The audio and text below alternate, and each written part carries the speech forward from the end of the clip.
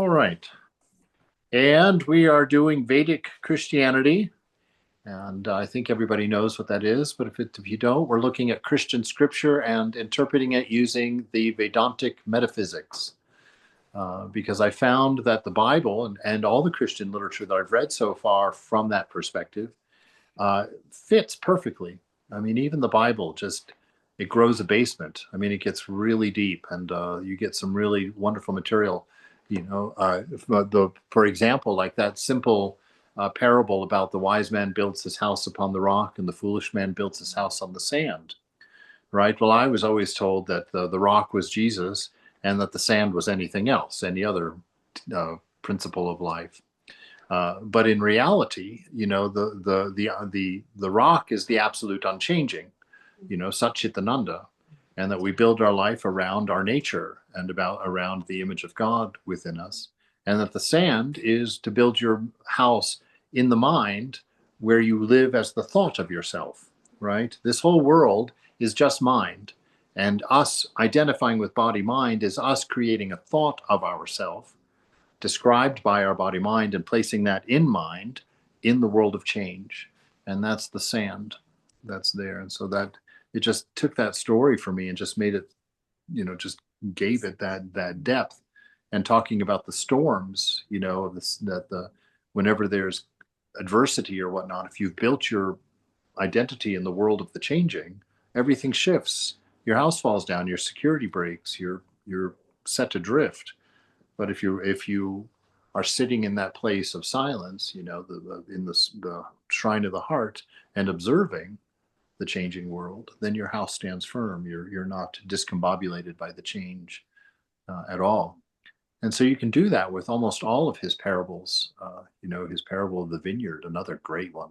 It really gets deep when you take the Vedantic metaphysics, or it's not even Vedantic. I guess we should say the Sanatana Dharmic view, because it shows up like in Taoism as well.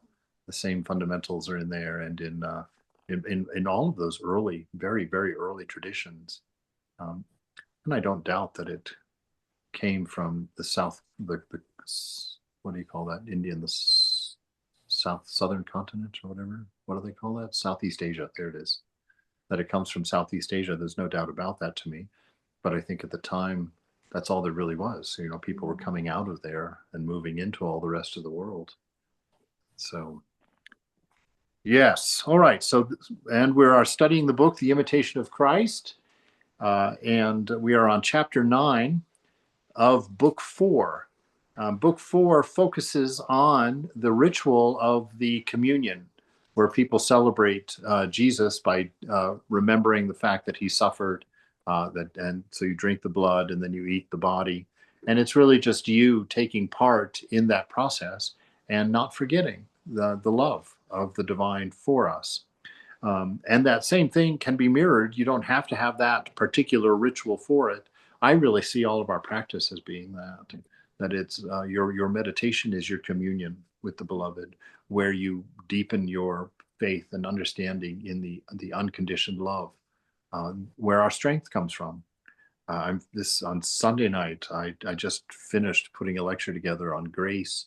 I was going to do that other one, whatever it was, but I changed it to grace because it's just so beautiful. It's just such wonderful material that we've stumbled upon. I can't wait to share it. And it just talks about that it's the love of God that is our strength. It's the love of God that is our purity. It's the love of God that keeps us equanimous, keeps us from being shaken by the world, because we have that solid understanding within. And as we meditate and we commune with God in that way, we also come then to know our own nature to be that as well. And you can't have two infinite loves. So ultimately, they absorb each other into this beautiful unity. All right. So we're on chapter 9, the book for Blessed Sacrament, the chapter called Self-Offering and Prayer. We must offer ourselves and all that is ours to God and to pray for all people.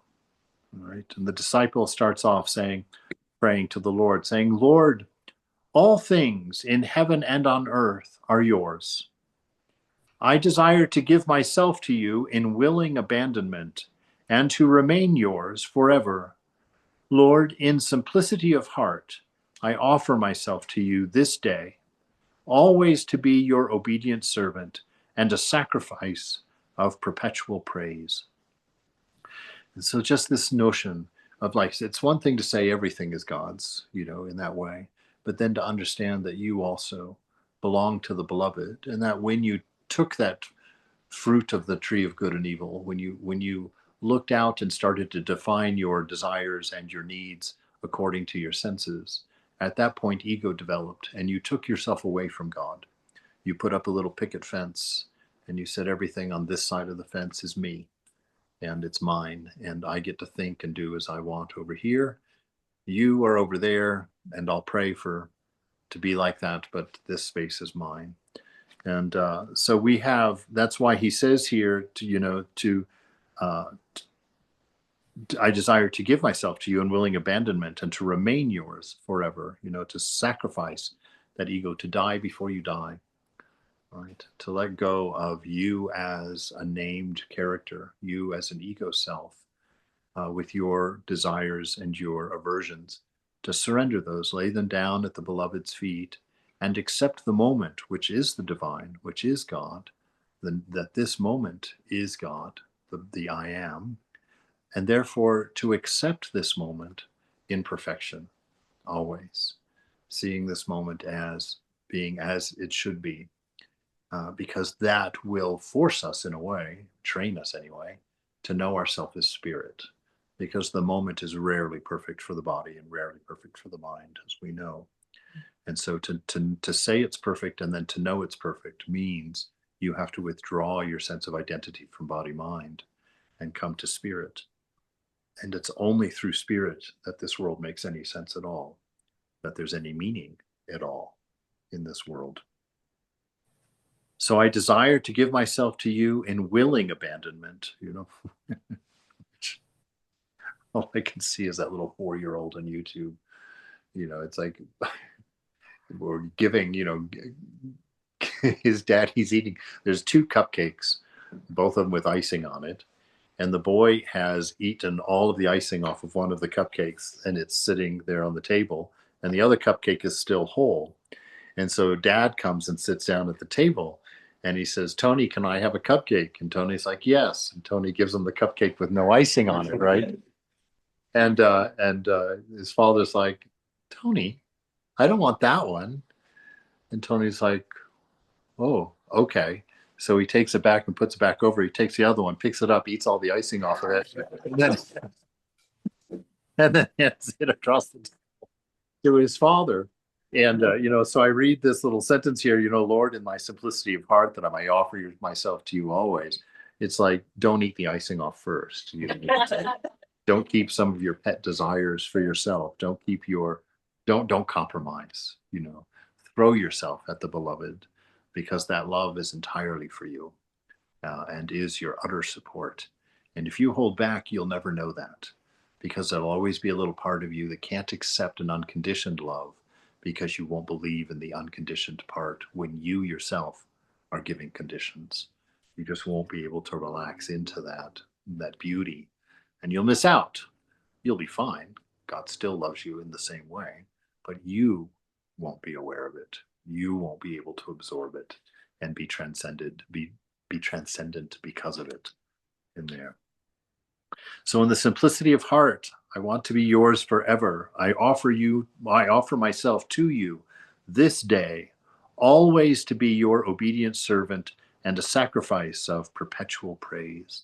And that servant and master relationship, that's just one of 5 that we can choose, but it's the one that Ramakrishna quite often chose. He saw himself as mother's child as well. But that servant relationship, it's quite different. There was actually a bond. If you watch that, what's that movie that was, yeah, just like that. There's another more recent one than that from this century, uh, Downton Abbey. You see that there is a respected relationship between. It's not like they're slaves and they're disrespected and abused by the masters. The masters absolutely don't. The masters, there's a separation, no doubt. This is their place and this is our place. but there's never a disrespect, or well, not never, it's humans, but but the ideal is not a disrespect. And I think as Americans, we don't run into servant relationships very often, so we don't have that familiarity. We always assume slavery, and so that we become slaves of God, which you could do that. You could take it to that extreme if you wanted, but it's not necessary. There's love and respect in that relationship. But you don't have to offer God, yourself to God just as a servant. You could offer him and yourself to him as his child, as his lover, as his friend. All of them will take you to the same place, just depending on how you're put together inside. Some people would be very unhappy about being a servant to their beloved. They'd much rather be the mischievous 5-year-old. Accept me with this holy sacrifice of your precious body, which I offer you today in the presence of your assisting angels, for my salvation and that of all of your people. Right? So accept me today, and accept me through the Christ, which is true of the power of the Christ to forgive sin. We find in the Sanatana Dharma that all of our incarnations have had that is one of the defining principles of the incarnation, is that they're able to give freedom. They're actually able to take your karma out of your hands and free you from it. And how do they do that? By your confidence in that love, by your knowledge, you growing a faith.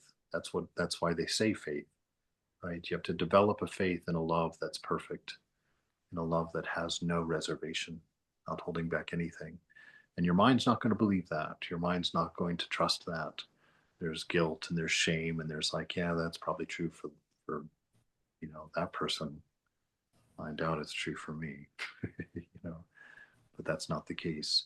And so that's why we grow in faith, right? It's faith in immortality. It's faith, and I don't have to say that again, do I? The whole thing, this idea of faith, is believing things not for no reason, but believing things that we shouldn't know or even have as a concept, having faith in the reality of those things, even though they are not reflected in the material world, things like immortality, right? We shouldn't even have that concept in our mind because we have never witnessed that. It's not possible to see that mirrored in this world. So if our mind was truly just a product of the senses, we would not have that concept. Any concept of an ideal of any kind, of perfection, there is no perfection of any kind in this world, let alone that. And love is another one of those things, that perfect love. Infinity is another thing. So those things that we know that we shouldn't know, faith is about knowing those as absolute truths inside, accepting them as real, and depending on them as our identity even. Lord, I offer you all of my wrongdoings and my offenses, committed before you and your holy angels, for the day I was first able to sin until now, placing them upon your altar of reconciliation. I implore you to burn and consume them in the fire of your love. And so it's just an official laying them down, which means you lay down your attachment to them as well. You don't reserve them. And this is the hardest part. There's always a part of the mind. If you haven't been working properly at your discernments, there's always still a certain attachment that remains. And you can feel it inside when you say that you're sorry, you're not going to do it again. If you stop and pause with that idea of I'm not going to do it again, sometimes I know in myself, it's not a good thing to admit this, but it's truth. That sometimes I feel that nagging little thing in there, like, I'm going to do this again. It's like, I just know that I am. And so we really have to face that with honesty inside, square up with it, because that's fine. God's grace can be enough for that. There's a thing in Corinthians or Romans or something where St. Paul is trying to overcome. He doesn't tell you what he's trying to overcome, but he says there's this particular sin that he's had that he's tried to break, and he's tried and tried and tried, and he can't. And he's sitting before God in prayer and feeling terribly guilty about it. And God tells him, he says, stop it. My grace is enough for you. Right. So even in that, you are allowed the space to have that error, to work it out without having to hold on to your shame, without having to hold on to your you know, resentment. Yeah, your guilt. Yeah, remorse for those. So to burn them in the fire of your love. Wipe clean from the slate of my conscience. See, this is the real prayer, because this is your side of the table. That other was all God. This is your side of the table. Wipe clean the state of my conscience from every stain of sin and every fault. Right? Because that's Holy Mother says. She says, the grace of God is easy to come by. You know, God gives grace as freely as he gives you the air, but the grace of your own mind is difficult indeed, she said. And so you can get the grace of God, but then you also have to get your own grace, your own allowance to lay these things down before the beloved. Right? And to restore me to your grace, which I have lost through sin, granting me full pardon of all, and in your mercy receiving me from the kiss of peace. Now, see, this is one of those things that I like to poke a little finger at here, the idea of losing grace through sin. Uh, the problem with that is that it's God's grace is the only means. All realization comes through grace. You can't lose grace, otherwise it's not grace. If there's something required for grace, it is no longer grace, right? And so really this is a growing into the acceptance of the truth of grace, to really believe that once you have turned your eyes to God, made your commitment to go forward, allowed that cobra to bite you, that from that day forward, it's finished. And it's your faith in that fact that is going to allow you to transcend, because you're not going to be able to fix all of those problems. You're not going to be able to undo them, and you're not going to be able to pay the karma for all of them. You know, you just can't. It's just not, the nature of this world really doesn't even allow that hardly at all. And so for us, it's through the grace, through offering it to the beloved and becoming firm in the absolute conviction that the beloved is enough for you, that God has accepted you. And that is what our prayer, that is what our practice is about. It's about sitting in meditation, not to become enlightened, but to sit in meditation and accept the fact you are realized, right? To accept the fact that you are realized, not to become realized, but that you are realized. And we've mentioned that the way that that happens is that you've got both realities within you, right? The world, there's the power of God, Shakti, and then there's Shiva, the absolute unchanging, right? So since that is the nature of God, right, that is also your nature. And so within you, within the heart, you have the absolute unchanging. That is the presence. That is God. That's the image of God that he placed there. That's your creation, if you will. If you can identify with that, identify with the silence, identify with the peace within, if you can say, that's me, that's where you will find the realization that already exists within you, the freedom that already exists within you. As long as you believe yourself to be the thought of yourself placed in the world of change and the doer out here, as long as you stay in that space, then you won't know yourself to be realized. You'll believe that you have to clean the mind up, that I have to change all these changing things and hold them all in place, get those ducks lined up. It's like taking a picture of puppies. You know, it's not going to happen. You keep working at it, it's not going to happen.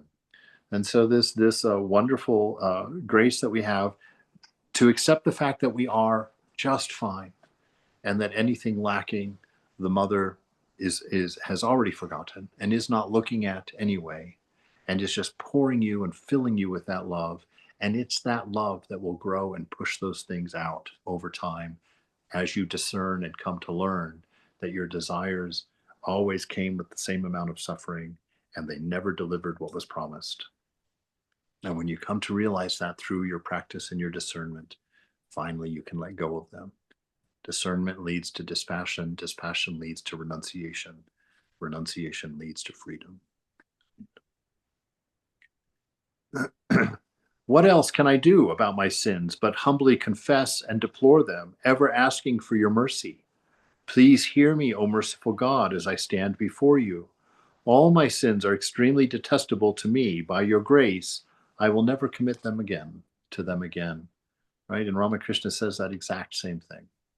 He says, if you fall, just get up, keep going. Brother Lawrence, he says, you know, when he was practicing, he says, if I found in the moment that I was not doing something I should be doing, I just immediately did it.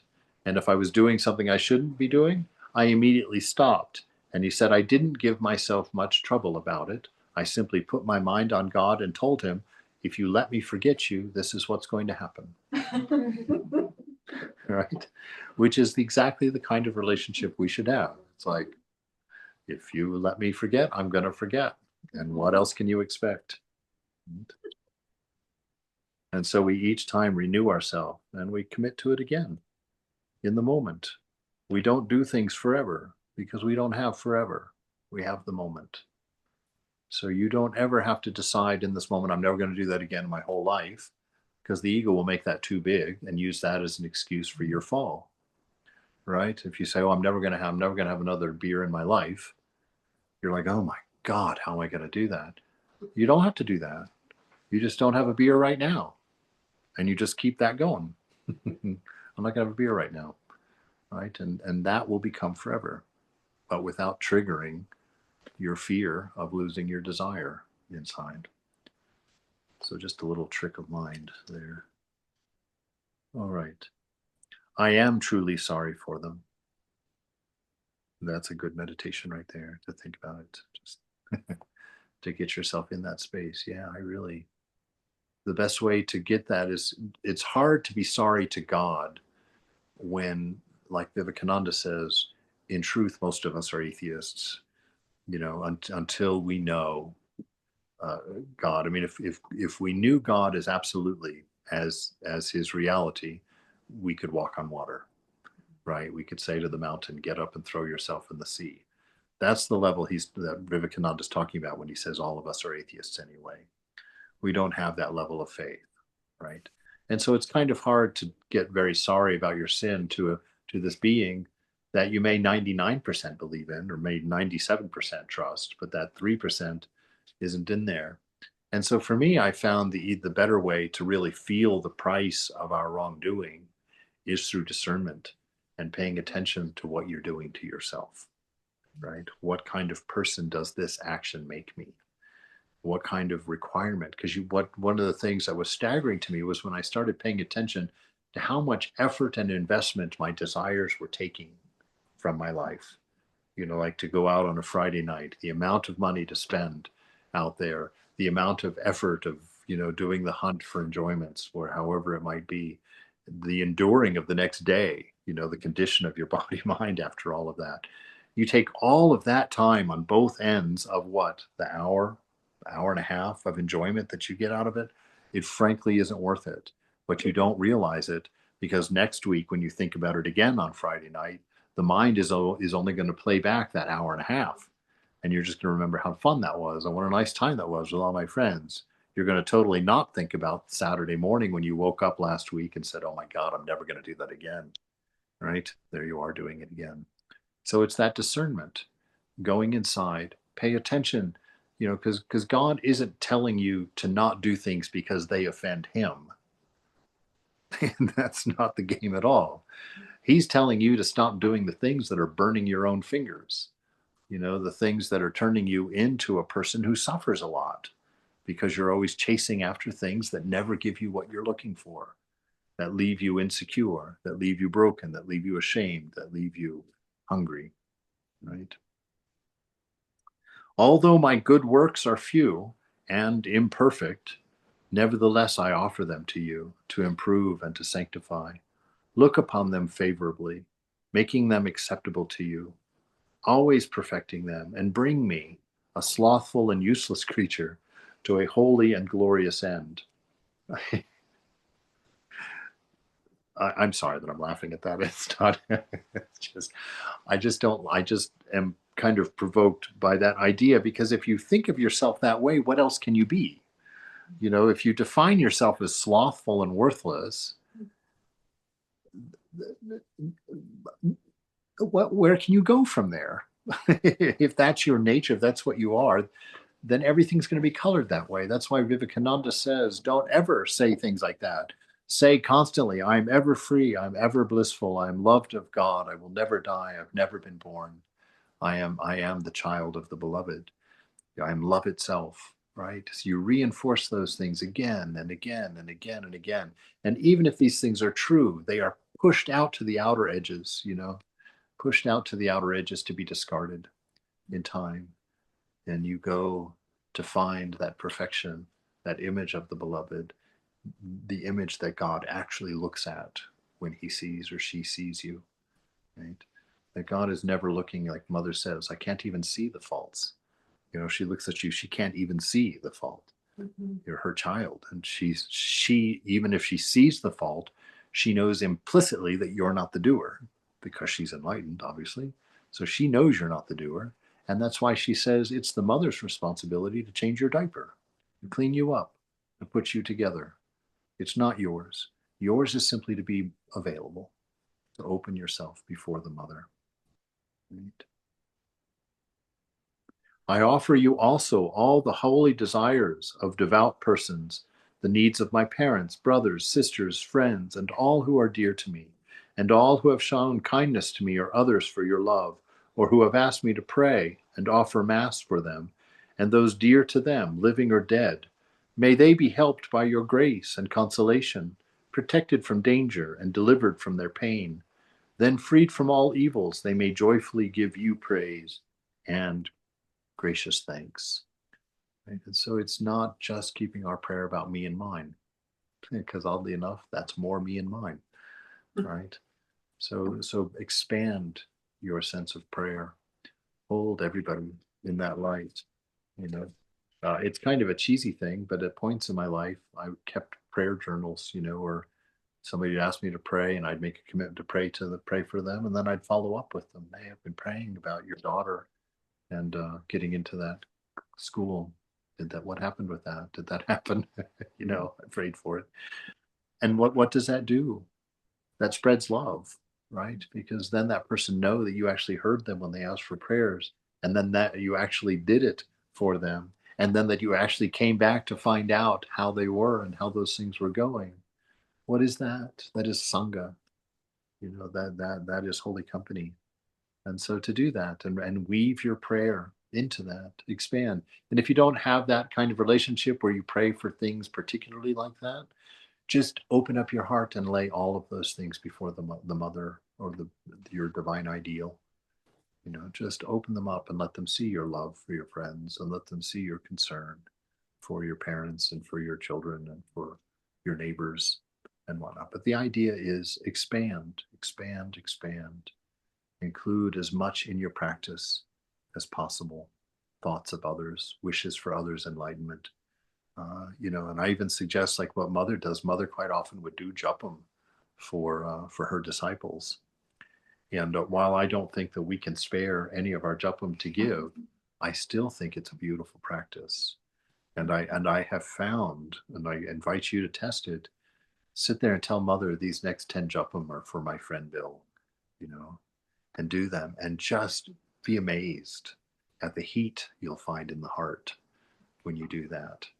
And so I really feel like not only does your friend get the benefit of that, but you get a double benefit. I really believe that, but don't do it for that reason. I'll just forget I said that part.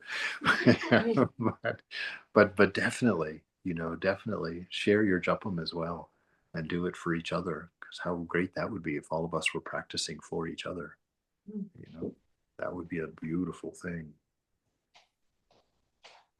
I offer you as well my prayers and this sacrifice of reconciliation, especially for those who hurt me, especially for those who have offended me, especially for those who have abused me,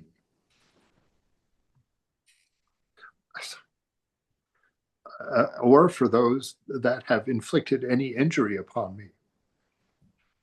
And for all, too, whom I have at any time burdened or grieved or troubled or prevented from good, by word or deed, knowingly or unknowingly. Be pleased to forgive us all of our wrongdoing, of our wrongdoing and mutual offense, Drive them from our heart, O Lord, all suspicion, all perversity, all anger, all dissension, and whatever else may wound charity or lessen our brotherly love. Be merciful, O Lord.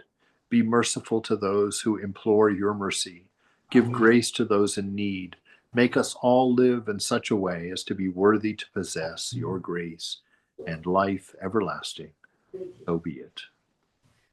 Right? So at the end, he just opens it up all around, not just your friends and family, but of course, everybody. And, I've mentioned before, just to get ourselves into this wonderful space of being, to practice it through the day when you're riding the bus, instead of looking around and thinking how funny that woman's makeup looks and how fat that person is over there. Instead of sitting there thinking like that, sit there and offer prayers, like just see a stranger and say, Mother, why don't you do something nice for that person today? Give them some piece of bliss, something to give them a smile. Think of make up some particular thing, and just look around and just spread blessings and get in the habit of doing that regularly as you live your life from day to day, from moment to moment. You look and you see someone you don't know, you just immediately offer a prayer for something beautiful, something sweet, in the same way that give some candy to a kid, Or I took a bunch of stickers to India with me the second time I went in 2000. And I had this little stack of stickers that were sort of they had like glitter on them and they were all colorful and bright. And I was in a small village visiting one of our centers in India. And there was a group of kids on the street corner. So I went over and was handing them these little stickers. And they were elated. They were so happy about it. But what I found hilariously wonderful is that all the adults came running over. They also wanted stickers. I thought that was so guileless and so cool, that I gave out all my stickers to the adults as well. And so, allow yourself to have beautiful experiences like that by doing what you are, which is a very kind and generous person, that you're very loving and you are God in your love. And so to live that, give yourself the opportunity to experience that kind of love, that kind of guilelessness that you'll discover by living that way and find is developing in you yourself through that practice. And so try and be aware of these things. Try and bring these things into consciousness, into awareness for you, so that you become what you are, a genuine gift to the play, right? A genuine positive energy, a genuine caring.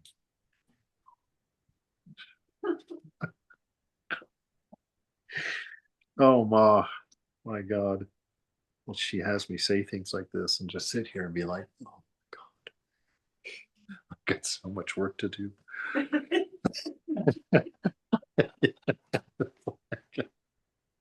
Oh, really? All right. Chapter 10.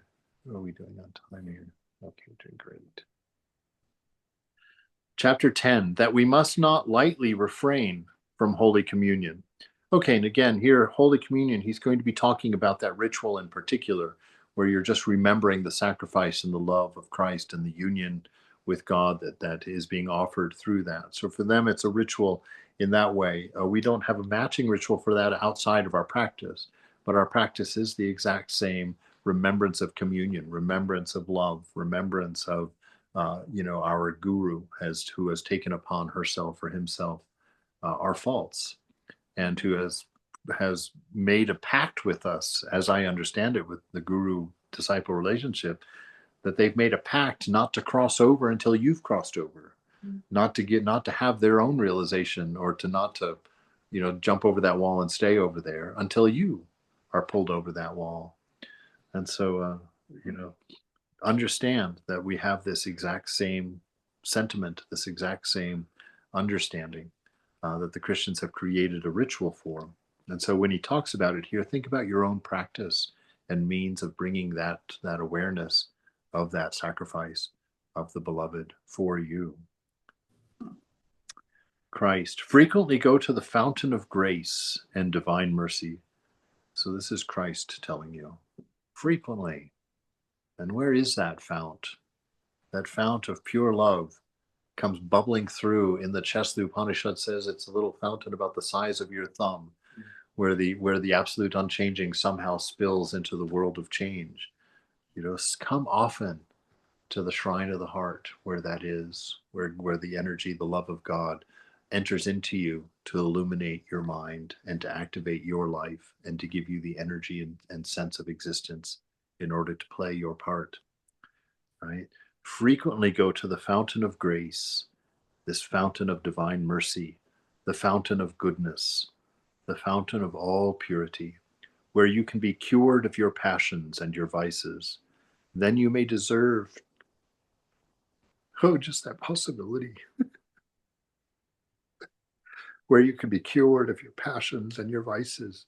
Then you may deserve to be made stronger and made more watchful in resisting all of the temptations and deceits of the evil one. This enemy is aware of the great benefit and remedy for sin, right? When he talks about the evil one, when any time a Christian uses the Satan, for us, that's egoism. Satan is egoism personified.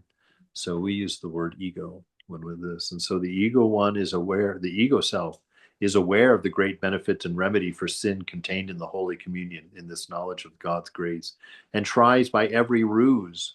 I'm too tired. I'm too busy. I have too many things going on.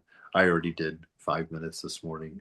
Whatever they are, by every ruse and every occasion that he can withdraw and prevent faithful souls from it.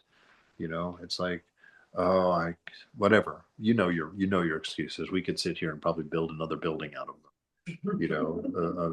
We could offer a lot on that pile. Don't do it, right? Don't do it. Stay true to your practice and don't give it up at all. Don't cut into that at all. Cut into everything else in your life. Do not cut into your practice to make more time for anything, right? From that practice grows your transcendence, your joy, your security, your bliss. That's where Mother is. Therefore, some people experience the worst attacks and deceits of this fiend when they are preparing to receive Holy Communion. Right? Isn't that the truth? At the time when you're sitting there trying your most. God, I remember the first. Why the first? Well, it was worse, actually. When I first joined the monastery, I told you that story. I would go in that shrine and I would sit there and meditate, and oh my God, the things that would pop up in my mind, because I had just come in from the world. like, I, all that stuff was still there, and boy, it would just come up, and I would sit there and think about it for a long time before I'd become aware that I was thinking about these things. And then the mortification when I realized I'm sitting in the shrine in the monastery, this this place, and I've been indulging in those thoughts without even realizing it. And that's when I told my friend Philip that I didn't think I should meditate in the shrine anymore because how could I do that? And he said, that's ridiculous. He says, how will you ever get any better if you don't meditate in the shrine? If you think that you can do that freely in your room, you're wrong. It doesn't matter whether you're in the shrine or not. It's like the light of awareness is turned on, and you're going to see that stuff, and you're going to see it plainly. And so how do you deal with it? By knowing that it's not you. By knowing that it's not you. You are the one looking at it. You are the one observing it. It's a condition of mind. It's a condition of body, but it is not a condition of you. You are the spirit. You are not defined by those things. And that's the whole point. Eventually we break that attachment. We come to realize, no, that wasn't me. That was me chasing me in objects. That was me chasing ideals hidden in objects as desire. So therefore, some people experience the worst attacks and deceits of this fiend when they are preparing to receive Holy Communion. As Job tells us, so Job is a character in the Old Testament who's a great devotee of the Lord, a great pious man.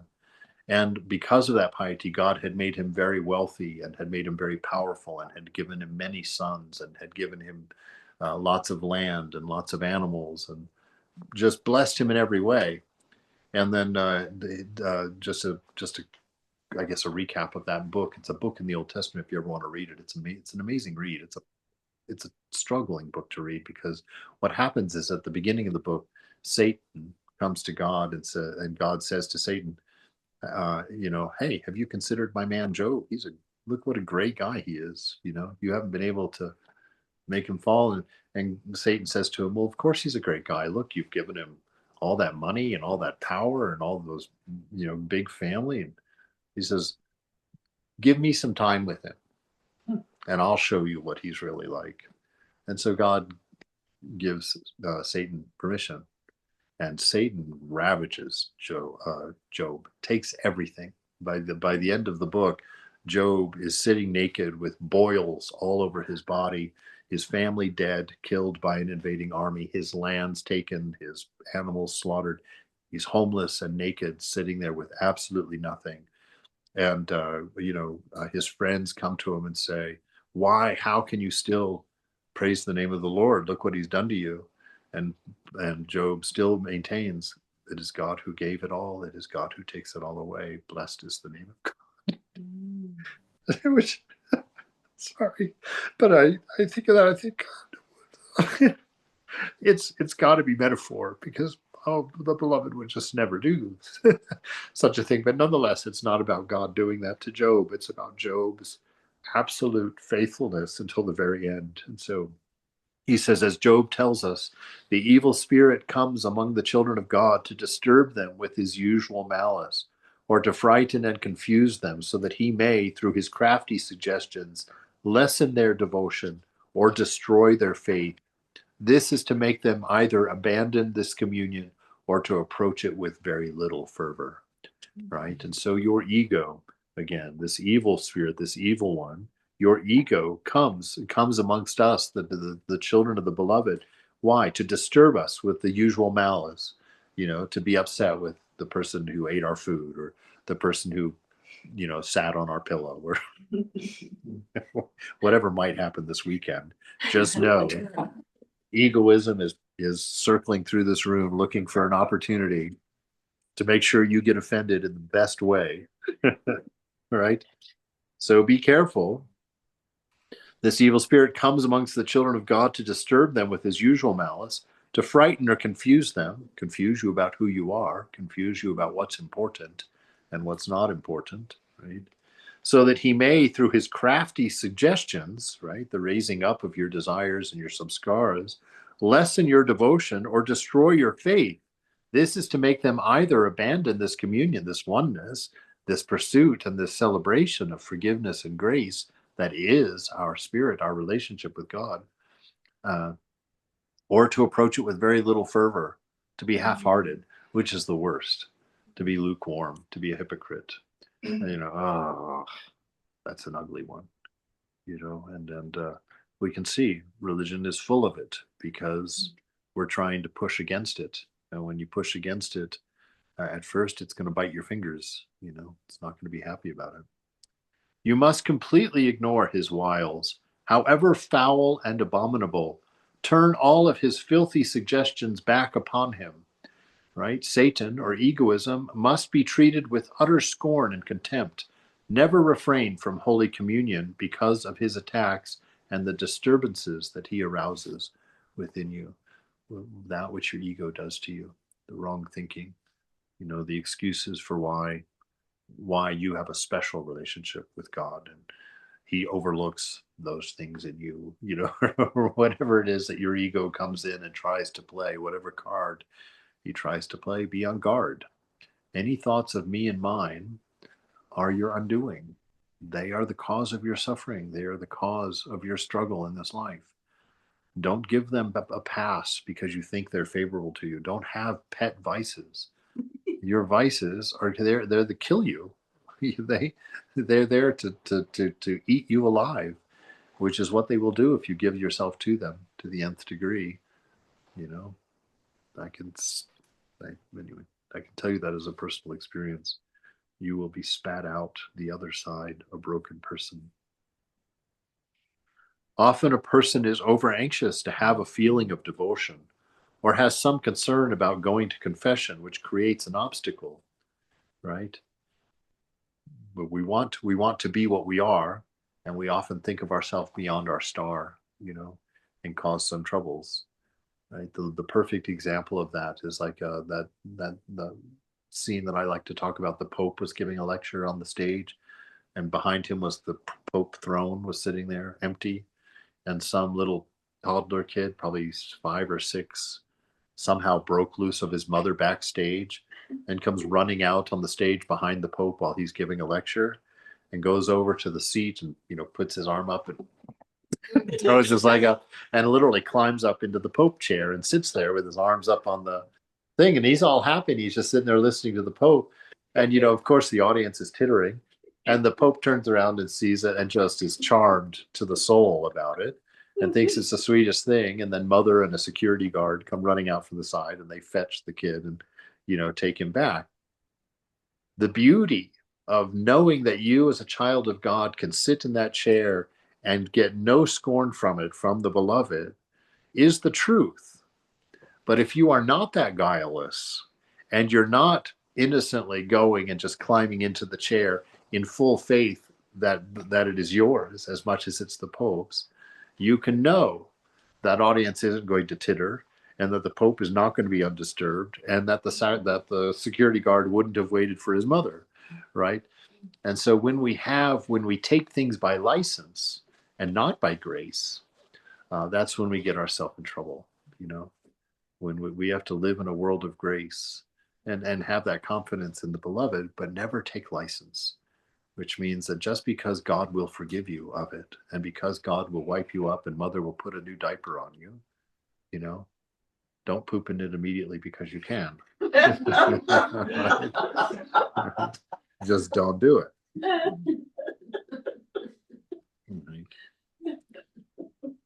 But So Gyram Ghosh said. What's that? I was making a joke, but Gyram Ghosh said. Yeah, Girish Ghosh, that's true. Yeah, well, look, that's true. Yeah, what to say about that? If you have the relationship that Girish had, if God is where you go when you're drunk, then you might be able to get away with something like that. Girish, that's the beautiful thing about Girish. It's like when he drank and would get drunk, where did he go? He went to the master. And what did he ask of the master? Be born as my child so I can serve you. That shows you the heart that was behind him. Yeah, he had a weakness. Yes, he was an alcoholic, but Ramakrishna never, ever, ever told him to stop drinking. Right. Never told him to stop drinking. And not only that, to put the cherry on that argument, one time Girish Ghosh comes in and he doesn't have his bottle of wine in his hand as he comes staggering into the room. And Ramakrishna pulls a brahmachari from the side and he says, go out and check the cab. I think that Girish left his bottle of wine in the cab. Can you go see? And sure enough, the brahmachari goes out. Brahmachari finds the bottle of wine in the cab, brings it back in, and Thakur says, give it to him. He'll want that later. All right, that's the relationship. That is a beautiful relationship with God. Acceptance, faith, and the devotees complained to Thakur, why do you let that drunkard come in here? He abuses you, he stinks, he doesn't respect anybody. And Ramakrishna scolds them. He says, you know nothing. You cannot see what I can see. That's right. He saw the heart of a man that came to his guru, Yes. drunk, full in his vice, without shame, without fear, trusted and knew that his salvation laid in his guru. And so this is the beauty of that relationship. So if you have that relationship, Bhagavan Das, then you can say at the end, you wish that you had known that the hole was so deep so you could have thrown so much more sin into it, which is what Girish said in his later days.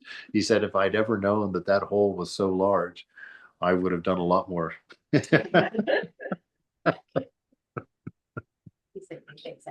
Yes, a wonderful example for being, for grace. Yes, just that you can be as you are. Just really surrender it. Really know that mother is going to take care of it. And this is one of those things. The word ignorance. It's really ignorance. And what are you ignoring when you are in your ignorance? It's when you go into your vice and you're pushing thoughts of God away to make room for looking at your whatever you're looking at on the TV or on the screen or whatever you're doing, in whatever your issues may be. You know, ignorance, which is which is the culprit of that.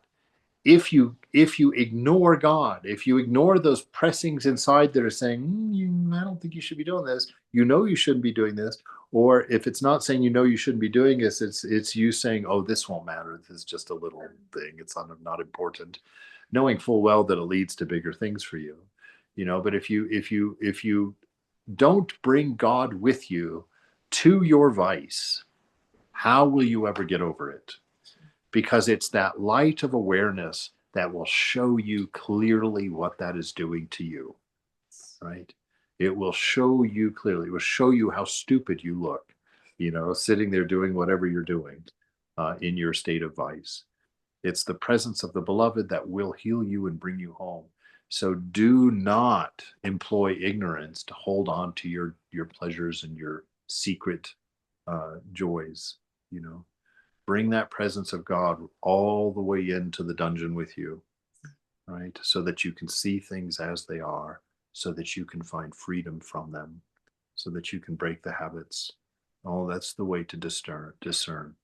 Bring God directly in your vice. Be involved in the middle of it, whatever it might be, and bring him there and share it and say, yeah, this is what I'm doing. I know, yeah, see, I do hurt a little bit, but do you see this other side? I can't stop. And open up every door for the presence of the beloved. That is your only hope. That is your only hope. Open every door, hold no secrets, protect nothing. Open it all to the beloved and allow him to be your freedom. All right. We'll stop there for this evening.